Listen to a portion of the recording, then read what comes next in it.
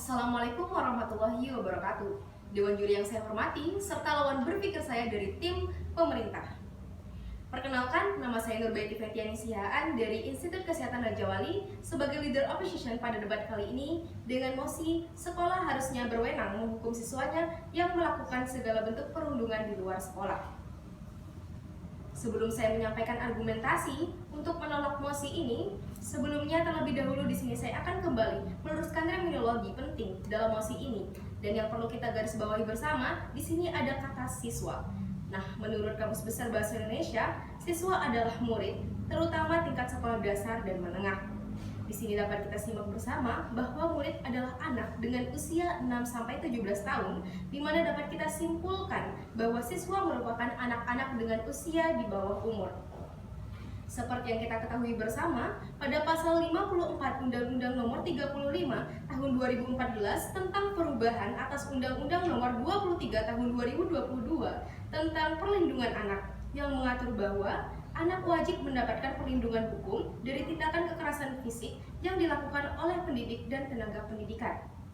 Nah, di mana dapat kita simak di sini bahwa sekolah seharusnya menjadi tempat yang aman dan nyaman bagi para siswa untuk belajar. Dan seharusnya guru tidak perlu melakukan penghukuman kepada siswa, namun sebaliknya seharusnya para guru memberikan karakter dan pembentukan karakter dari para siswa itu sendiri.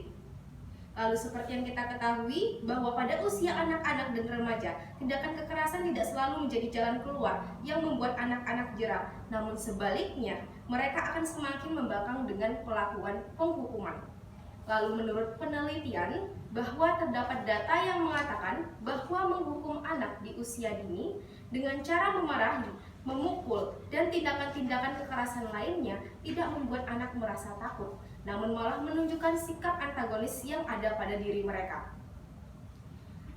Dan sejalan dengan terbitnya Undang-Undang Nomor 11 Tahun 2021 tentang Sistem Peradilan Anak atau SPPA, yang di dalamnya tercantum kewajiban untuk mengutamakan pendekatan restoratif justice atau keadilan restoratif dan diferensi. Diferensi ini bertujuan untuk pengalihan penyelesaian perkara anak dan proses peradilan pidana ke proses di luar peradilan pidana, sebagaimana pasal 1 angka 7 Undang-Undang Nomor 11 Tahun 2012.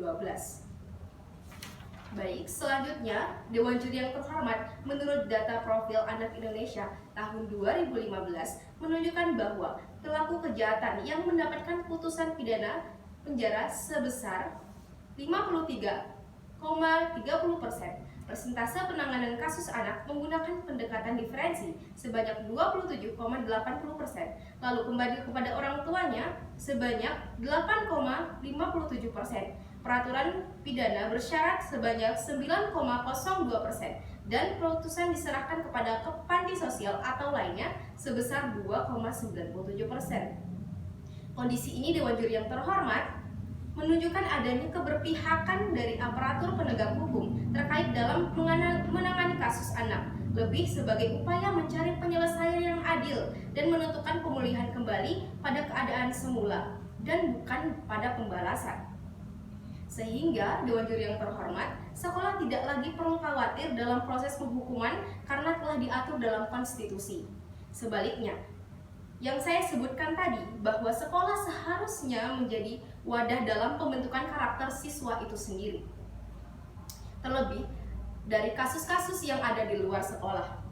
Lalu berdasarkan hasil penelitian Poslitbang Kesos tahun 2015 tentang kesiapan Kemensos dalam implementasi Undang-Undang Nomor 11 Tahun 2012 tentang Sistem Peradilan Pidana Anak menemukan bahwa setiap lembaga penyelenggaraan kesejahteraan sosial atau LPKS sebagai lembaga sosial yang berfungsi untuk perlindungan dan rehabilitasi konflik hukum masih bervariasi semuanya.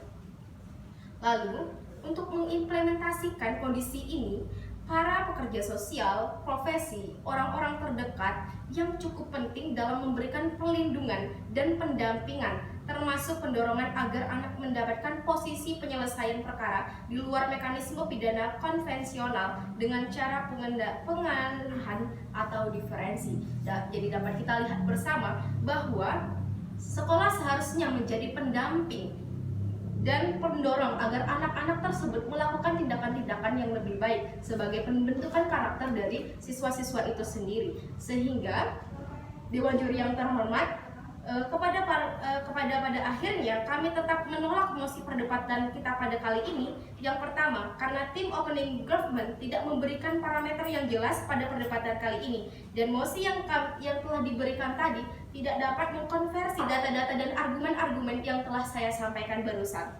Nah, di sini dapat disimpulkan kembali kenapa kami menentang mosi dari tim pemerintah tadi, karena yang pertama, anak seharusnya mendapatkan pendorongan dan perlindungan dari kekerasan fisik dari pelaku pendidikan atau peserta atau tenaga pendidik yang tercantum pada Undang-Undang Nomor 35 Tahun 2014.